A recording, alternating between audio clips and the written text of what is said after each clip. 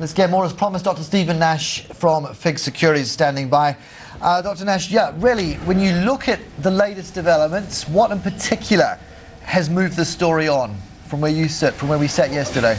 Well, I think the downgrade of Greece, plus also the change in outlook for Italy, is possibly signalling the impact of this crisis is moving more into the mainstream European markets, not just the peripherals.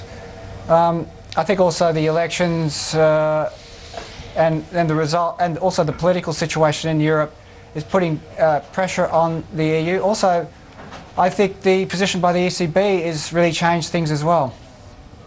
Well, explain that one, because inflation hasn't gone off their radar. So you're almost getting mixed signals, aren't you? At the time of escalating unease, still the chatter, still the reversion to type is the I word, and the consequence being what? Higher rates. Look, I think the position of the ECB is understandable, and I mean that they will not accept a restructured Greek debt, and they think that the effect of the restructuring will be to impact Greek banks and then to have a massive impact on the banking system. I think that is a legitimate concern. I think to think about a restructuring at this stage will cause the rating agencies to rate the debt accordingly, and that will exclude Greek bonds from the repo facility, which will be a major problem for the banking system. I think their concerns with inflation are also valid, but given the fiscal austerity at the moment, the projections for growth are just diminishing all the time, so that'll take the heat out of the inflation argument. So there may be, in the future, less of an argument for further tightening.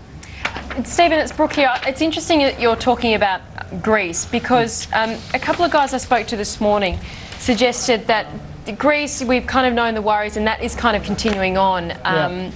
Ultimately, probably the end game is restructuring, a lot of people think.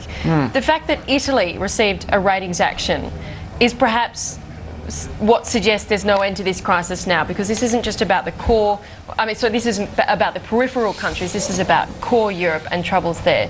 Well, would you put as much emphasis on that Italy action?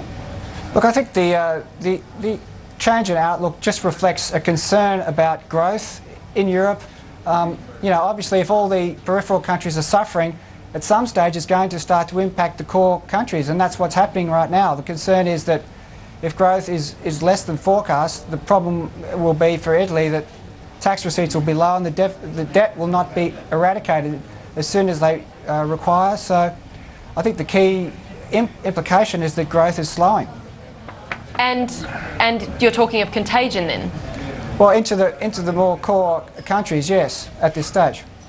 You see that sort of inevitability, Stephen, is just something that the ECB can halt the decline of, or if they keep making a link, as they seem to be overnight, about still the perils of low interest rates being the banks, the very sector we're talking about getting these downgrades, first reportedly, now potentially in the UK, notwithstanding the peripherals in Europe itself. If those low interest rates encourage too much risk taking, that's something the ECB does not want to encourage or see repeated. Is that a further justification for tightening? Look, I think the ECB is concerned, obviously concerned about inflation, but the problem right now is the financial stability in the Eurozone. To allow a restructuring, I think, will challenge that financial stability. I think Lehman was an example of what happens when you let a major bank fail. If the government was to restructure debt, we'd have a similar situation in Europe. I think that's what the ECB is trying to avoid right now. And with these concerns about growth continuing and being more extreme than they have in the past, I think that may moderate their concerns with regard to inflation. Stephen, can I just ask one final question from me anyway? We're reporting the blog, an exclusive report out of Sky News UK of Moodys eyeing downgrades for UK banks, perhaps 14 UK banks and building societies. It's talked, apparently Moodys is looking at the withdrawal of government support for the financial services industry as being a concern there. What is your impression of that story, and if that were to happen, how would the market react? Well, obviously, any withdrawal of support would be a major change in terms of the pricing of bank debt.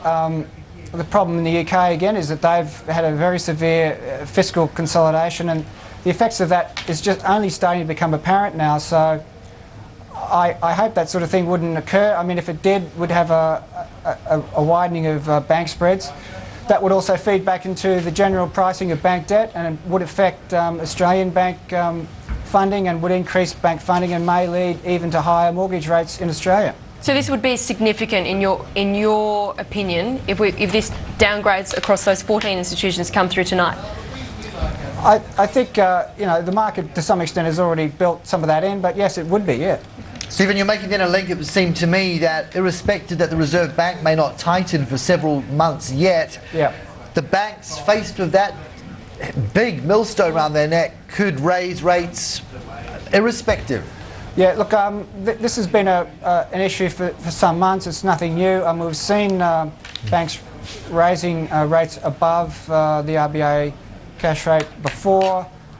Right now, the funding of the major banks in Australia, the funding levels are not increasing that much. But if bank funding in Europe increases in spread a lot more, then the cost of funding will go up, and Australian banks will have to pay up. And now if they have to pay up, someone else will have to pay up, and that'll be mortgage holders. And do you think, Stephen, just to clarify, do you think they will wait for the Reserve Bank as their cue, or they will be bold enough this time to go outside any rate tightening cycle? Well, it's not really a question of being bold, it's just a question of cost of funding. Now, the cost of funding right now probably doesn't justify an increase, but going forward, if we get a large increase in borrowing costs, they'll have to move in order to protect their margins. So it's not really a question of being a bold, it's just a matter of funding. Thank you so much for putting it so succinctly, Dr. Stephen Nash from FIIG Securities. Thanks a lot. With us. We'll talk next time. Thanks so much, as always.